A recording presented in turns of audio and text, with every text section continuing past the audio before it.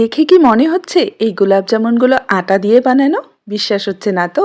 আজকের এই গোলাপ জামুনগুলো আমি আটা দিয়েই তৈরি করেছি। একদম তুলোর মতো নরম তুলতুলে আর রসালো এই গোলাপ জামুন মিষ্টিগুলো দেখে আর খেয়ে কেউ বুঝতেই পারবে না যে এগুলো আপনারা আটা দিয়ে বানিয়েছেন। বেশি টাকা খরচ করে আর মিষ্টির দোকান থেকে গোলাপ জামুন কিনে আনতে হবে না। এখন মন চাইলেই ঘরেই বানিয়ে নিতে পারবেন সামান্য কিছু উপকরণে। প্রথমবারই একদম পারফেক্ট গোলাপ জামুন মিষ্টি তৈরি হয়ে যাবে, কোনো কিছুই ওয়েস্ট হবে না। একদম সহজভাবে আজকের এই রেসিপি আপনাদের সাথে শেয়ার করব। তো হ্যালো এভরিওয়ান, কেমন আছেন আপনারা সবাই? আশা করি আপনারা সবাই ভালো আছেন and welcome to my channel. তো আজকের এই রেসিপিটা যদি আপনাদের ভালো লেগে থাকে অবশ্যই লাইক আর শেয়ার করবেন, আর আমার চ্যানেলে নতুন এসে থাকলে চ্যানেলটাকে সাবস্ক্রাইব করে নেবেন। চলুন তাহলে আর দেরি না করে ঝটপট বানিয়ে নিই এই দারুণ স্বাদের নরম তুলতুলে গোলাপ জামুন মিষ্টি।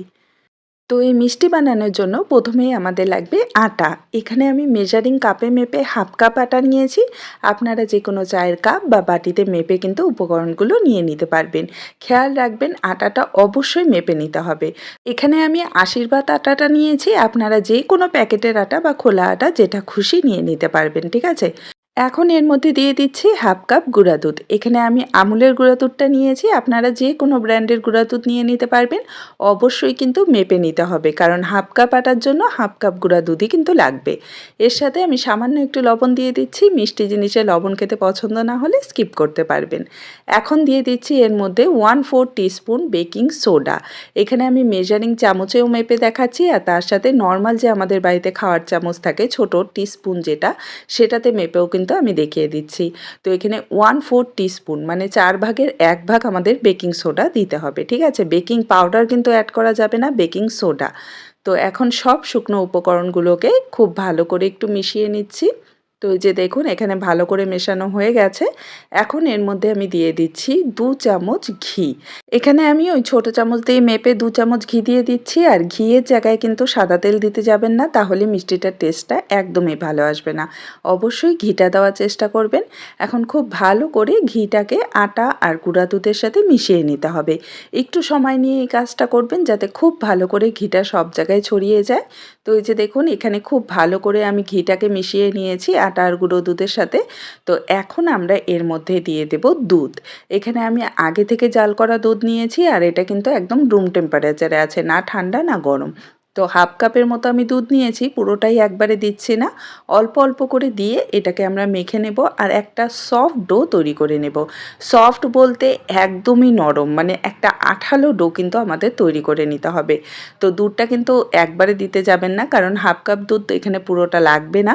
তো এখানে অল্প অল্প করে দিয়ে দেখুন আমি একদম আঠালো একটা ডো কিন্তু এরকম তৈরি করে নিয়েছি। যেভাবে আটা ময়দা মাখি সেভাবে কিন্তু মাখার দরকার নেই, জাস্ট ভালো করে সব কিছুকে একসাথে মিশিয়ে নিলেই হয়ে যাবে। একদম চিটচিটে একটা আঠালো ডো এমন তৈরি হয়ে যাবে। আর এই ডোটা বানাতে কিন্তু আমার পুরো হাফ কাপ দুধ লাগেনি, দেখুন কিছুটা পরিমাণ 2 চামচের মতো দুধ কিন্তু বেঁচে গেছে। তো এখন এই ডোটাকে আমরা রেস্টে রেখে দেব 5 মিনিটের জন্য। খুব বেশি সময় রেস্টে রাখতে হবে না, 5 মিনিট রাখলেই হয়ে যাবে। আর ততক্ষণ চলুন আমরা একটা চিনির শিরা তৈরি করে নেব। তার জন্য একটা ফ্রাই প্যানে আমি দিয়ে দিচ্ছি মেজারিং কাপে মেপে 1 কাপ চিনি। চিনিটা কিন্তু অবশ্যই মেপে নেবেন। এখানে যতটা চিনি নিয়েছি ঠিক ততটাই কিন্তু এর মধ্যে আমি জল দিয়ে দিচ্ছি। চিনি আর জলের পরিমাণটা কিন্তু সমান রাখতে হবে, এই জিনিসটা খেয়াল রাখবেন। এখন দিয়ে দিচ্ছি ফ্লেভারের জন্য 2টো এলাচ মাঝখান দিয়ে ফাটিয়ে নিয়েছি। আপনাদের কাছে যদি কেশর থাকে আপনারা সেটাও দিয়ে দিতে পারবেন। তো এখন লো টু মিডিয়াম ফ্লেমে চিনিটাকে খুব ভালো করে প্রথমে গলিয়ে নিতে হবে, ঠিক আছে? আচ্ছা, এখানে বলে দিই আমি 1 কাপ চিনির শিরা তৈরি করেছি এখানে। আপনারা কিন্তু অবশ্যই 1.5 কাপ চিনি দিয়ে শিরাটা তৈরি করবেন, কারণটা আপনারা একটু পরেই বুঝতে পারবেন। শিরাটা একটু বেশি করে কিন্তু বানিয়ে নিতে হবে। তো এই যে দেখুন এখানে চিনিটা পুরোপুরি গলে গেছে। এখন এই শিরাটাকে আমরা ফুটিয়ে নেব জাস্ট 2 থেকে 3 মিনিটের জন্য।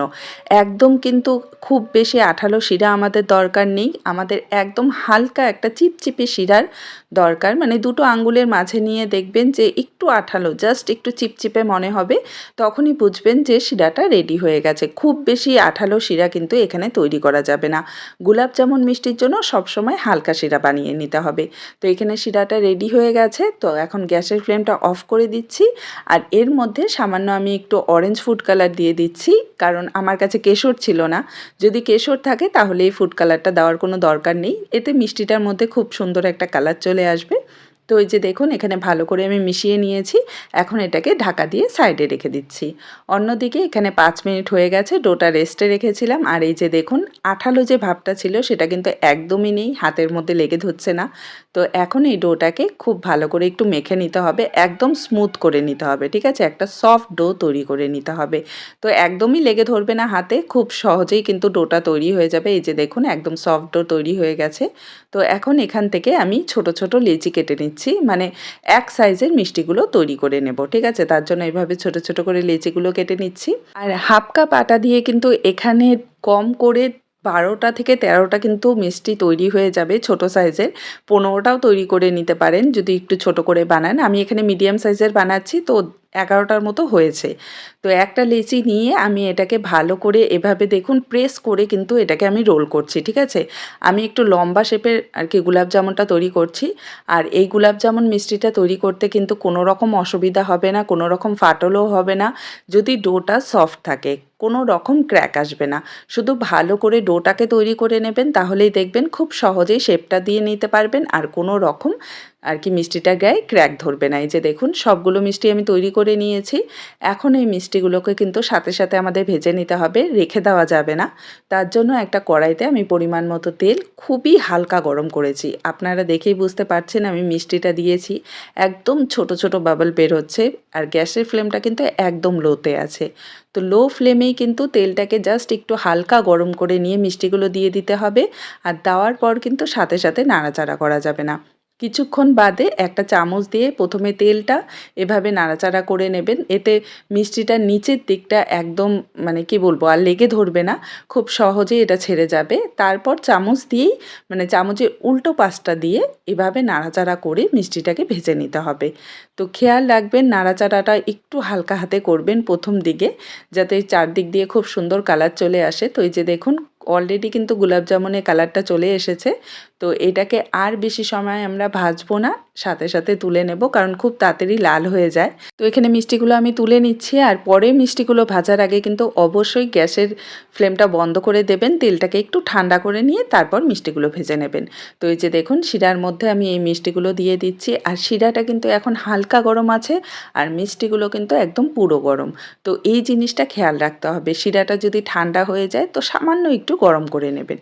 তো এই যে দেখুন বাদবাকি মিষ্টিগুলো আমার ভাজা হয়ে গেছে।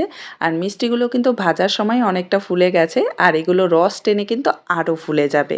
তো এখানে দেখুন রসটা এখনই আমার একটু মানে শিরাটা কম মনে হচ্ছিল, যাই হোক। তো এটাকে আমরা ঢেকে রেখে দেব 2 ঘন্টার জন্য, ঠিক আছে?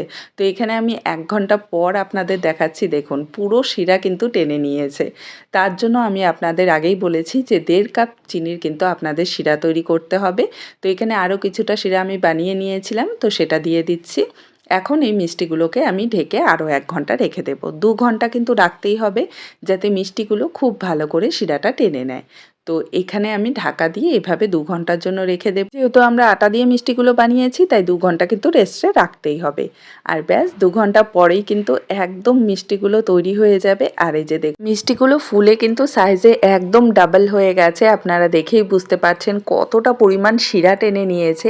আর একদম তুলোর মতো নরম তুলতুলে সফট হবে কিন্তু এই মিষ্টিগুলো। আপনারা দেখেই হয়তো বুঝতে পারছেন মিষ্টিগুলো কতটা নরম তুলতুলে হয়েছে।